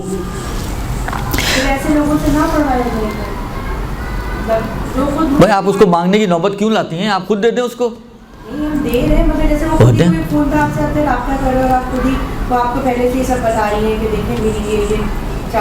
آپ کی مرضی ہے، پڑھانے پڑھائیں، نہیں پڑھانا نہ پڑھائیں، یہ کوئی ایسا وہ مسئلہ نہیں ہے. لیکن یہ ہے کہ میں تو ابھی پڑھنے والوں کے اعتبار سے بات کر رہا ہوں کہ پڑھنے والوں کے اعتبار سے ان کو خود ڈیمانڈ نہیں کرنی چاہیے. میرا اپنا عقیدہ یہ ہے. خوب. اس کے بعد اگلی بات جو یہ ہے کہ ہم علم سیکھیں تو کس سے سیکھیں؟ تحصیل علم کرنی ہے. دیکھیں آپ کے پاس معاشرے میں کئی انسٹیٹیوٹ ہیں علم سیکھنے کے لیے، کئی مواقع ہیں. تو انسان کس سے علم سیکھے؟ ایک روایت ہے، اس میں معصوم فرماتے ہیں کہ ان العلماء ورثۃ الانبیاء. ظاہراً یہ بھی پیغمبر کی روایت ہے کہ علماء انبیاء کے وارث ہیں. ان الانبیاء لم یورثوا درہما ولا دینارا. انبیاء جو ہے درہم و دینار نہیں چھوڑتے ہیں، انما ورثوا احادیث من احادیثہم، وہ اپنی حدیثوں میں سے کچھ حدیثیں وراثت کے طور پہ چھوڑتے ہیں. فمن اخذ بشیء منہا، جس نے ان حدیثوں میں سے کچھ لے لیا، فقد اخذ حظا وافرا، اس نے ایک بڑا حصہ لے لیا. فانظروا، اب یہ ہے اصل چیز، فانظروا علمکم ھذا امن تاخذونہ، تم دیکھو کہ تم اپنے اس علم کو کس سے لے رہے ہو. اگر غور کریں آپ اسی حصے پر روایت کے، امام نے کیا کہا یا پیغمبر نے کیا فرمایا؟ انہوں نے فرمایا کہ احادیث چھوڑ کے جاتے ہیں وراثت کے طور پہ. اب اگر کسی نے ان احادیث میں سے کچھ لے لیا تو اس نے ایک بڑا حصہ لے لیا. اب دیکھو تم یہ کس سے لے رہے ہو، یعنی اس کا مطلب ہے کہ لے تو حدیث ہی رہے ہیں آپ، لیکن یہ حدیث بھی کس سے لے رہے ہو. اس کا مطلب کیا ہوا؟ اس کا مطلب یہ ہے کہ ضروری نہیں کہ ہر حدیث بیان کرنے والا بھی آپ کو صحیح راستے پر لے کر جائے. عین ممکن ہے کہ حدیث بیان کرنے والا بھی آپ کو گمراہ کر رہا ہو. اور اس معاشرے میں ایک اہل منبر کی ایک اچھی خاصی تعداد ہے جو یہی کام کرتے ہیں کہ ظاہر میں آپ کو حدیث سنا رہے ہوں گے، مگر حدیث کو جس طرح قرآن میں دیکھیں، یہ علمی طور پر جس طرح قرآن کے بارے میں ہے نا کہ قرآن میں محکم بھی ہیں متشابہ بھی ہیں، احادیث میں بھی محکم و متشابہ پائے جاتے ہیں. اچھا، قرآن میں تو خود واضح کیا، قرآن آل عمران کی شروع کی آیتوں میں سے ہے کہ جن کے دلوں میں کجی ہوتی ہے تو وہ متشابہ آیات سے استدلالات کرتے ہیں اور لوگوں کو جو ہے وہ گمراہ کرتے ہیں. یعنی متشابہ ان آیات کو کہتے ہیں جس میں کئی معنی کا احتمال ہوتا ہے، اور پھر وہ اپنے معنی میں ان کو استعمال کرتے ہیں. حقیقی معنی کیا ہے، قرآن کیا کہنا چاہ رہا ہے، خدا کیا کہنا چاہ رہا ہے، اس کو بھول جاتے ہیں. اس متشابہ آیت کو توڑ موڑ کر اپنے معنی پہ فٹ کر دیتے ہیں. احادیث میں بھی لوگ یہ کام کرتے ہیں، یہی کام لوگ احادیث میں بھی کرتے ہیں کہ آپ دیکھ رہیں گے سامنے تو وہ ممکن ہے روایت پڑھ رہا ہو، مثلا فرض کریں 8ویں امام کی یہ روایت ہے، مگر اس انداز سے لوگوں کو گائیڈ کر رہا ہے کہ لوگوں کو بجائے اس کے کہ اس روایت کے ذریعے لوگوں کو حق تک پہنچائے، وہ اسی روایت کے ذریعے لوگوں کو گمراہ کر رہا ہوتا ہے. لہذا آپ کو دیکھنا ہے کہ آپ یہ حدیثیں کس سے لے رہے ہیں. حدیث دینے والے بھی ایک طرح کے نہیں ہوتے ہیں. پھر امام فرماتے ہیں، پیغمبر فرماتے ہیں، فانظروا علمکم ھذا، اپنے اس علم کو دیکھو کہ امن تاخذونہ، کہ تم کس سے حاصل کر رہے ہو. فإن فینا اہل البیت فی کل خلف، اس لیے کہ ہم اہل بیت میں ہر بعد والوں میں کچھ عادل لوگ ہوتے ہیں کہ ینفونا عنہ تحریف الغالین و انتحال المبتلین و تعویل الجاہلین، کہ یہ لوگ علم دین میں سے جو تحریف کی جاتی ہیں دین میں، تحریفات کو دور کرتے ہیں. جو اہل باطل بدعتیں ایجاد کرتے ہیں وہ ان بدعتوں کو دور کرتے ہیں، اور جاہلوں نے جو تعویلات کی ہوتی ہیں قرآنی آیات کی یا روایات کی، ان تعویلات کو دور کرتے ہیں. تو ایسے افراد کے جو بدعتوں کو اس علم سے ہٹاتے ہیں، باطل تعویلات کو اس علم سے ہٹاتے ہیں، اور جو غالی لوگ تحریفات کرتے ہیں ان تحریفوں کو اس علم سے ہٹاتے ہیں، ایسے لوگوں سے علم حاصل کرو. نہ یہ کہ ہر شخص کے پیچھے آپ کھڑی ہو جائیں علم حاصل کرنے کے لیے. لہذا یہ ایک اہم چیز ہے. دیکھیں، استاد کی بہرحال باتیں انسان کے اوپر اثر انداز ہوتی ہیں. تاریخ میں بھی آپ پڑھ چکے ہیں، میں اس میں نہیں جانا چاہ رہا زیادہ تاریخی مطالب میں، کہ ظاہراً عمر ابن عبدالعزیز وغیرہ ان کے بارے میں ملتی ہیں یہ چیزیں کہ جب اس تک خلافت پہنچی تو اس نے نہیں لی، واپس کر دی. اور واپس کرنے کی جو وجوہات بیان کی جاتی ہیں اس میں سے ایک یہ ہے کہ اس کے استاد نے کچھ باتیں اس کو سمجھائی تھیں جس کی وجہ سے اس کے ذہن میں یہ بیٹھا ہوا تھا کہ حق اہل بیت کا ہے یہ، لہذا اس نے اس وجہ سے اس کو چھوڑ دیا. تو استاد ممکن ہے بعض اوقات دیکھیں بعض چیزیں ایسی ہوتی ہیں کہ بہت جلدی آپ ان کے اثر میں نہیں آتی ہیں، لیکن جب جس کو کہتے ہیں سلو پوائزننگ، یہ سلو پوائزننگ والا کام ہوتا ہے بعض اوقات. آہستہ آہستہ آہستہ آہستہ قطرہ قطرہ قطرہ قطرہ آپ کے دل و دماغ میں کچھ باتیں ایسی ڈالی جاتی ہیں کہ جو آپ کو گمراہ کر دیتی ہیں. لہٰذا یہ بہت اہم ہے کہ آپ دین کس سے سیکھ رہے ہیں, اس کے عقیدے کیسے ہیں, اس کا اپنا عقیدہ کیسا ہے. جس کا اپنا عقیدہ خراب ہو تو آپ کو کہاں پہنچائے گا؟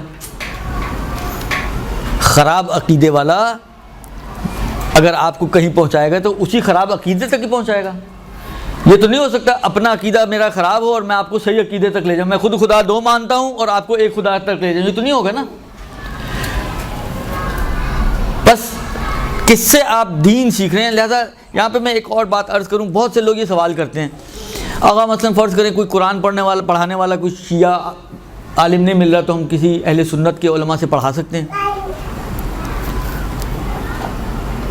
آپ اپنے بچے کو ایک ایسے شخص کے حوالے کرنے جا رہے ہیں کہ جس کے دین سے آپ خود راضی نہیں ہیں, تو پھر کیا ہوگا نتیجہ؟ یعنی تعجب تو مجھے یہ ہوتا ہے بعض اوقات جب لوگ اس قسم کے سوال کرتے ہیں. میں سوچتا ہوں کہ یار یہ کوئی پوچھنے کی چیز ہے, یہ کون سے پوچھنے کی چیز ہے؟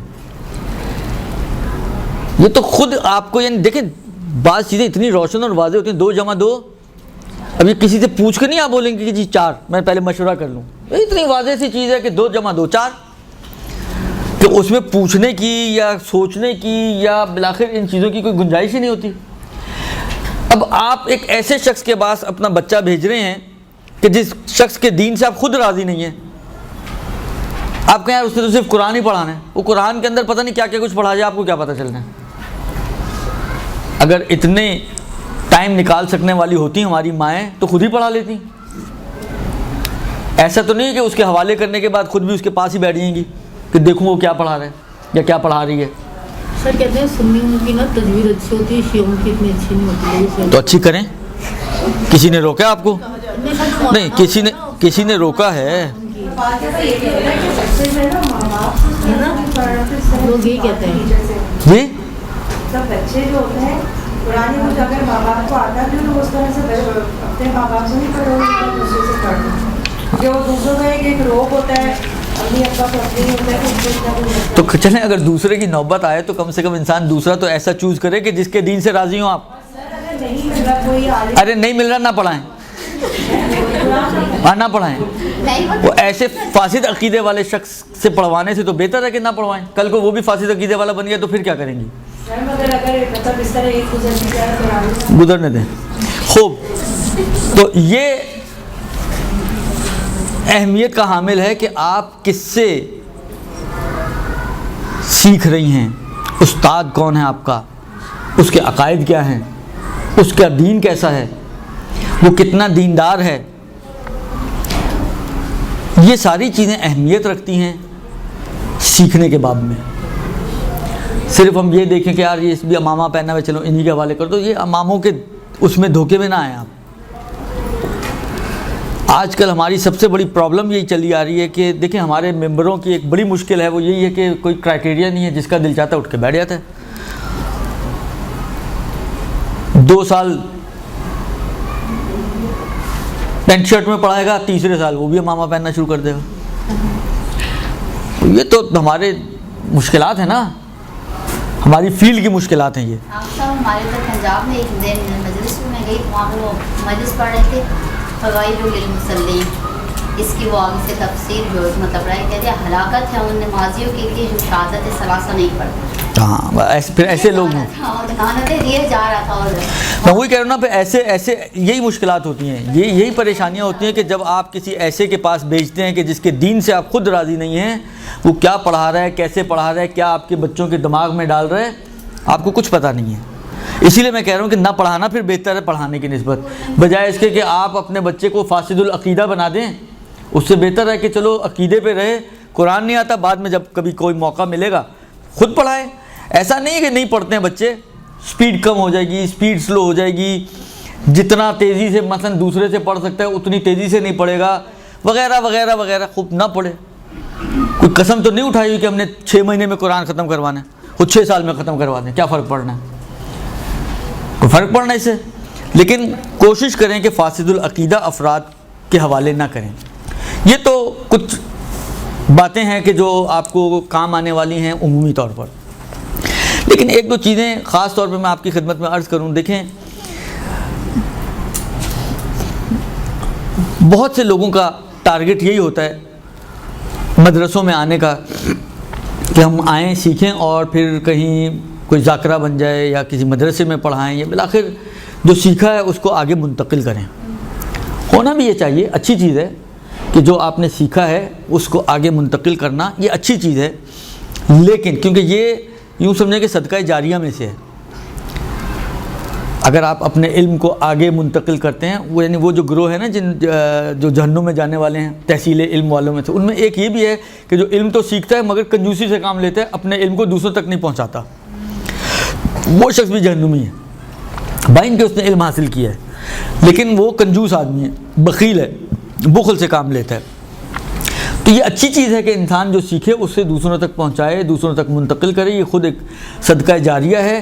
جو بھی عمل کرے گا آپ کو بھی اس کا ثواب ملے گا, اور جہاں جہاں تک یہ عمل جائے گا اس سب کا ثواب آپ کے نامہ اعمال میں جائے گا.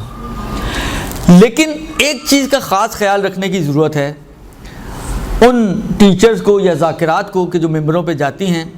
دیکھیں ایک تو میں آپ کی خدمت میں عرض کروں, دیکھیں ہم لوگ جب اس معاشرے میں پرورش پاتے ہیں تو بچپنوں سے آپ مجلسیں سن رہے ہیں, بچپن سے آپ جو ہے وہ مختلف قسم کی محفلوں میں جا رہے ہیں, ایک معلومات آپ کے ذہن میں ذخیرے کے طور پہ پائی جاتی ہے. لیکن جو ٹیچر بننا چاہے یا جو ذاکرہ بننا چاہے وہ اپنی اس معلومات کو جو اس نے مختلف مجلسوں سے حاصل کی ہیں اس معلومات کے اوپر بیس نہ بنائے اپنی باتوں کی, بلکہ بہتر سب سے یہی ہے کہ وہ ساری معلومات کو سمجھے, اپنے دماغ سے نکالے اور پھر کتابوں کے ذریعے علم حاصل کرے. اس سے سنا, اس سے سنا, اس نے کہا, یہ اس نے, اس کو چھوڑ دیں. ہم تو بچپن سے یہی سنتے آ رہے ہیں. تو آپ کے بچپن سے سنتے آنے سے کیا ایک الٹی چیز اگر آپ سن رہے ہوں گی تو وہ سیدھی ہو جائے گی؟ جو ہے وہ ہے اور جو نہیں ہے وہ نہیں ہے. ہم نے تو بچپن سے یوں سنا ہے, ہم نے تو بچپن سے ویسے سنا ہے, ہم نے تو فلانی سے یہ سنا ہے, ہم نے نہ فلانی نہ بچپن نہ یہ نہ وہ کچھ نہیں. آپ اگر واقعاً علم حاصل کرنا چاہتے ہیں تو اس کا طریقہ یہ ہے کہ پہلے پچھلے جو آپ کی سنی سنائی معلومات ہے اس سب کو اپنے دماغ سے نکال لیں اور پھر علم حاصل کریں. کتابوں سے علم حاصل کریں, اور کتابوں میں بھی وہ کتابیں کہ جو ائمہ علیہم السلام کی روایات بیان کرنے والی ہیں. علم کا منبع اور سورس اہل بیت کو بنائیں. اپنے علم کی سورس اہل بیت کو بنائیں. اہل بیت کیا کہتے ہیں؟ آپ کو اتنے فرامین موجود ہیں, ہر جگہ پہ آپ کو, ہر چیز میں آپ کو ان کے فرامین اور ان کی رہنمائی ملے گی. تو جب ان کے فرامین موجود ہیں, ان کی رہنمائی موجود ہے, تو ہمیں کیا ضرورت ہے ہم سنی سنائی باتوں کے اوپر بھروسہ کریں؟ یا ہمیں کیا ضرورت ہے کہ ہم, اب عین ممکن ہے کہ جو آپ کو روایت ملے وہ اس کے بالکل برعکس ہو جو آپ بچپن سے سنتے آ رہے ہیں. تو آپ روایت کو نہ چھوڑ دیں, یار یہ روایت تو بالکل الٹی بات کر رہی ہے. ہمارا ہوتا یہ کہ وہ اتنی رسوخ کی ہوئی ہوتی ہیں باتیں ہمارے دماغ میں کہ ہم ان باتوں کی وجہ سے بعض اوقات روایت کو چھوڑ دیتے ہیں, جبکہ ہونا کیا چاہیے, اس روایت کی وجہ سے اس بات کو چھوڑیں جس کے پیچھے لگے ہوئے ہم لوگ. آپ نے ایک پچھلی دفعہ وہ جملہ دیا تھا کلو یوم عاشورہ کلو ارض کربلا, تب پورا سال ہو گیا اس کے اوپر, لیکن ابھی تک کوئی جن سے بھی پوچھا کوئی نہیں بتا سکا کہ یہ کس نے کہا ہے. کوئی بتائے گا؟ میں نے بہت سارے لوگ تو امام سے منسوخ کر کے اس بات کو پڑھ رہے ہیں, اسی لیے میں نے دیا تھا. ان سے جب ایڈریس پوچھا تو انہوں نے وہ نہیں بتا سکتے. ہے ہی نہیں نا. اس کی ایک بڑی مثال یہ کیا یہ صحیح نہیں ہے کہ حدیث ہے یا ہم بچپن سے سنتے آ رہے ہیں کلو ارضن کربلا و کلو یومن, جتنی میری عمر ہے اتنی اس سے زیادہ اس جملے کی عمر ہے. درست؟ اب ہمارے دماغ میں یہ بیٹھا ہوا ہے, اور کیسا بیٹھا ہوا ہے؟ ایسا بیٹھا ہوا ہے کہ اگر کوئی کہتا ہے کہ یہ روایت نہیں ہے تو ہم فوراً پریشان ہو جاتے ہیں. ایک ذاکرہ نے تو باقاعدہ کہا کہ میں آئندہ نہیں پڑھوں گی کیونکہ میں واقعی نہیں پہنچ سکی کہ یہ کہا کس نے. حدیث نہیں ہے یہ. درست؟ تو آپ اپنی معلومات کو بڑھائیں اور معلومات کو روایتوں سے بڑھائیں. فلانی نے یہ کہہ دیا، اس نے یہ کہہ دیا، اس نے یہ کہہ دیا، یہ اس کے چکر میں کو چھوڑ دیں. اگر آپ واقعاً ذاکرہ بننا چاہتی ہیں یا ٹیچر بننا چاہتی ہیں تو پھر اس کے چکر میں نہ پڑیں. پھر وہ دیکھیں کہ آپ کو کیا روایتوں سے سمجھ میں آ رہا ہے، کیا روایتیں آپ کو بتا رہی ہیں. روایتوں سے اپنے علم کو روایتوں سے منسلک کریں. ایک دوسری چیز یہ کہ نہ کہنے کی عادت ڈالیں. یہ عادت نہ ہونا عذاب ہے، آفت ہے. اس لیے کہ ہم لوگ ممبر پہ بیٹھے ہوئے، کسی نے کچھ پوچھ لیا، اب کیسے نہ کہوں میں، یہ اتنی بڑی ناک کٹ جائے گی، اتنا نام ہے میرا. دیکھیں یہ ساری چیزیں بتاتی ہیں کہ آپ کا مقصد کیا ہے. یہ اگر ہم اپنے آپ کو بیوقوف بنا رہے ہیں نا تو یہ بعض اوقات یہ چیزیں خود ہماری اس چیز سے پردے ہٹاتی ہیں کہ ہمارے دل کے اندر کیا چھپا ہوا ہے. لہذا نہیں آتا بولے نہیں معلوم، دیکھ کے بتا دوں گی، پوچھ کے بتا دوں گی. جب تک ہم یہ نہ کہنے کی عادت ہمیں نہیں پڑے گی اس وقت تک یاد رکھیں آپ کئی جگہ پہ ہلاکت میں جائیں گے. آپ کئی جگہ پہ اپنی ناک بچانے کے لیے، اپنے عزت بچانے کے لیے، اپنے نام بچانے کے لیے آپ ٹھوکا ٹھاکی کریں گی اور نتیجہ یہ نکلے گا کہ دین سکھانے کی بجائے ایک غلط بات سامنے والے کے دماغ میں آپ ڈال دیں گی. یہ دو چیزیں بہت اہم ہیں. نہ کہنا سیکھیں. نہیں آتا، دیکھیں معصوم نہیں ہیں ہم لوگ. وہ جن کے منہ میں نہ ہو وہ صرف 14 ہیں.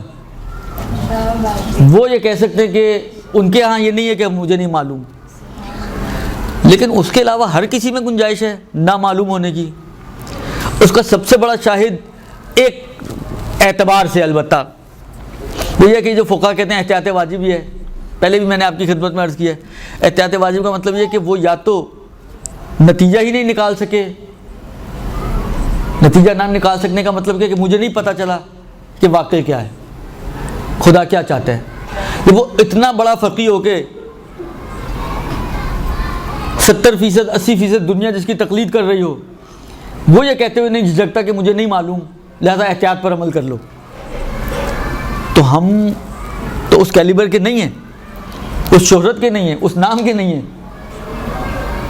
تو ہمیں بھی کہہ جانا چاہیے کہ بھئی نہیں معلوم، صحیح ہے، ٹھیک ہے، دیکھ کے بتا دیں گے، بعد میں بتا دیں گے. کمپیوٹر تو نہیں لگا وہ ہمارے دماغ میں کہ ہر چیز ہر وقت حاضر ہو. کمپیوٹر میں بھی جو ڈالیں گے اتنا ہی حاضر ہوگا، اس سے زیادہ تو اس میں بھی نہیں آئے گا. اپنے پاس سے تو وہ چیزیں نکال کے نہیں دے گا نا آپ کو. اس کے بھی ہارڈ میں آپ نے جو فیڈ کیا ہے اسی میں سے آپ نکال سکتے ہیں. اگر ہوگا اس کے اندر تو نکلے گا، نہیں ہوگا تو وہ بھی کہے گا ناٹ فاؤنڈ. تو یہ آپ بھی بولنا سیکھ لیں. جو معلوم ہے وہ بتا دیں، جو نہیں معلوم کہیں لا ادری. بقول امیر المومنین کے لا ادری نصف العلم. یہ کہنا کہ مجھے نہیں معلوم یہ خود آدھا علم ہے. یہ خود آدھا علم ہے. یعنی کم سے کم آپ اتنا تو جانتے ہیں کہ آپ کو نہیں معلوم. کچھ تو ایسے بیوقوف ہوتے ہیں جن کو یہ بھی نہیں پتا ہوتا کہ مجھے نہیں معلوم. وہ اپنے آپ کو علامت الدہر سمجھ رہے ہوتے ہیں. ایسے بھی ہوتے ہیں معاشرے میں. تو یہ آدھا علم اس اعتبار سے ہے کہ آپ کو کم سے کم اتنا تو پتا ہے کہ آپ کو نہیں معلوم. آپ ان لوگوں کی طرح نہیں ہے کہ جن کو یہی نہیں پتا ہوتا کہ مجھے نہیں معلوم. وہ اپنے آپ کو سمجھ رہے ہوتے ہیں کہ مجھے سب کچھ معلوم. لہٰذا اگر ان دو باتوں کا خیال رکھتے ہوئے آپ ممبر پہ جائیں تو ہلاکت کے امکان کم سے کم ہیں. اب پھر کسی اور جہت سے کہیں اور پھنس جائیں تو ایک الگ مسئلہ. لیکن بہرحال اس اعتبار سے کہ آپ سنی سنائی معلومات لوگوں کو آگے نہ فارورڈ کریں بلکہ معلومات کریں، تحقیق کریں، دیکھیں، روایتوں کو دیکھیں. بعض روایتوں کا جملہ یہ ہے کہ رحم اللہ امرأن احیا امرنا. یہ چھٹے امام کی روایت میں بھی ہے، 8ویں امام کی روایت میں بھی ہے اور بعض دوسرے ائمہ سے بھی ہے. خدا رحم کرے اس شخص پر جو ہمارے امر کو زندہ کرتا ہے. ہمارا امر کیا ہے؟ یعنی ہمارے احادیث کو لوگوں تک منتقل کرتا ہے. تو ہمیشہ یاد رکھیں کہ اپنا علم اہل بیت سے لیں. آپ ادھر ادھر فلانے عالم نے کیا کہا ہے، فلانے آغا نے کیا کہا ہے، وہ بڑے عرفانی آدمی تھے تو وہ بڑے ایسے آدمی تھے، وہ صحیح ہے. وہ سارے عرفانیات جتنی بھی انہوں نے پڑھی ہوگی یا سیکھی ہوگی وہ اہل بیت ہی کے دروازے سے سیکھی ہے.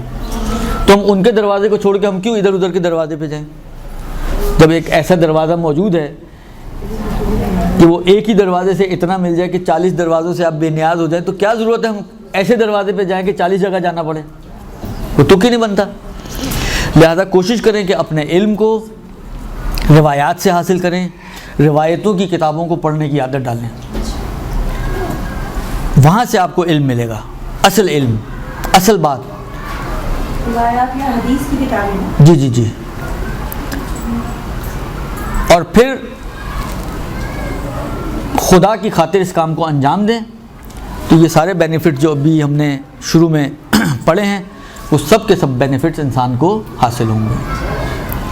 فرشتے پر بھی بچھائیں گے، آپ کا یہ تحصیل علم حج و عمرہ و جہاد و نماز و صلاۃ و باقی عبادتوں سے بھی افضل ہو جائے گا، اور جو باقی ساری باتیں بیان کی وہ سب حاصل ہوں گی اگر آپ خلوص دل کے ساتھ خدا کی خاطر علم کو حاصل کریں، اور علم کو وہاں سے حاصل کریں جہاں سے حاصل کرنا چاہیے، یعنی اہل بیت علیہم السلام سے۔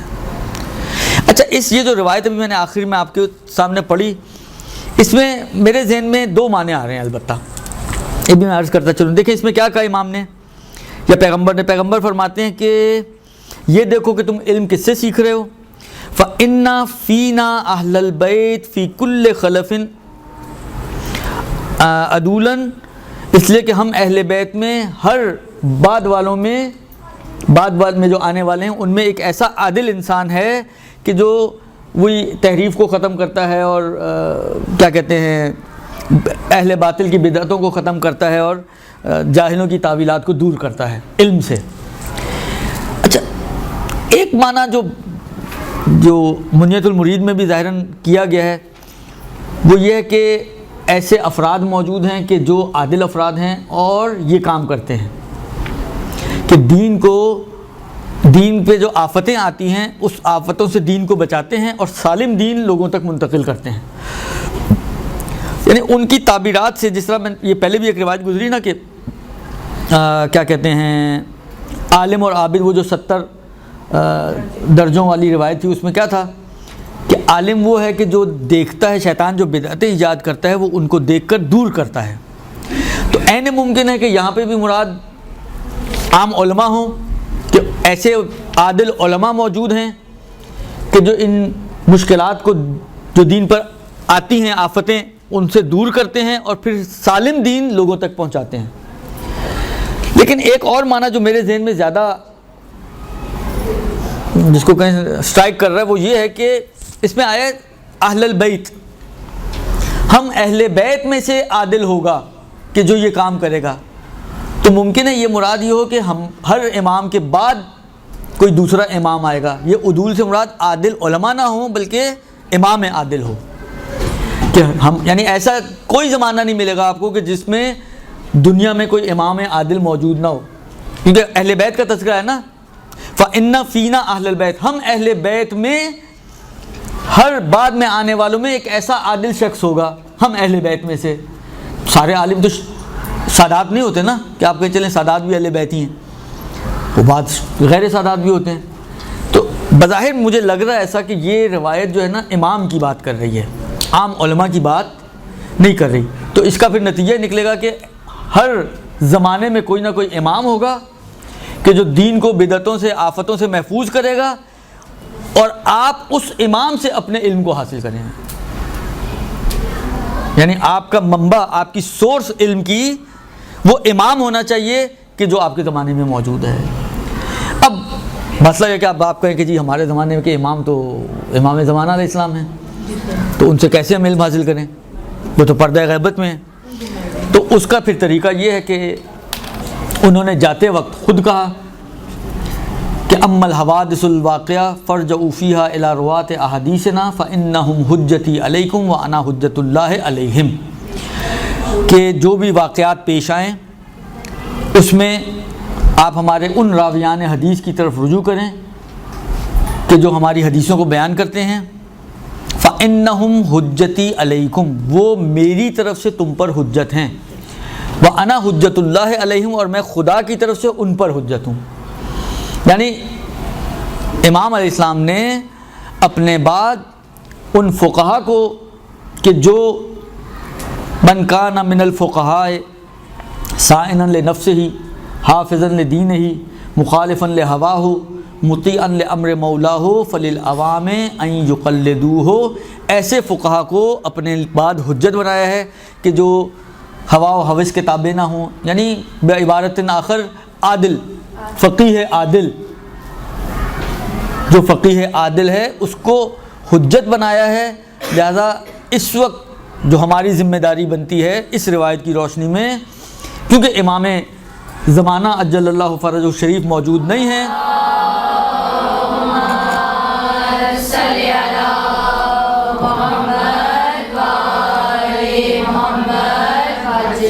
तो हमारी ज़िम्मेदारी ये बनती है कि हम फ़ुक़हा की तरफ रुजू करें और अपने दीन को फ़ुक़हा से हासिल करें। लेकिन बहरहाल वो ज़ाहिर बात है वो एक हिस्सा है दीन का जो आप फ़ुक़हा से हासिल करेंगे, लेकिन उसके अलावा बाकी जो रिवायात अहले बैत हैं वो तो हमारे दरमियान मौजूद हैं, उनसे भी इंसान इस्तिफ़ादा कर सकता है। सिर्फ़ हम उन रिवायतों से इस्तिफ़ादा नहीं कर सकते जो अहकाम वाली रिवायतें, हम फतवा नहीं दे सकते, लेकिन जो अखलाकी रिवायतें हैं, जो दुआएँ हैं या इस किस्म की चीज़ें हैं, वो तो एक बड़ा ज़ख़ीरा है, उससे तो इस्तिफ़ादा किया जा सकता है कि आइमा अलैहिमुस्सलाम अपने चाहने वाले या अपने मानने वाले को कैसा देखना चाहते हैं। ये रिवायतों में बहुत चीज़ें मौजूद हैं कि आइमा कैसा चाहते हैं कि उनका मानने वाला या उनका शिया कैसा हो, तो ये तो हम रिवायतों से हासिल कर सकते हैं। लिहाजा इसमें हम रिवायतों की तरफ जाएं, रिवायतों को देखें कि आइमा ने हमारे को क्या हिदायत दी है और किस तरीके से चाहा है कि एक मानने वाला और एक चाहने वाला कैसा होना चाहिए। और ये चंद बातें थी जो आपकी खिदमत में अर्ज़ करनी थी, 5 मिनट पहले आपको छोड़ दिया सल्लल्लाहु अलैहि वसल्लम। जी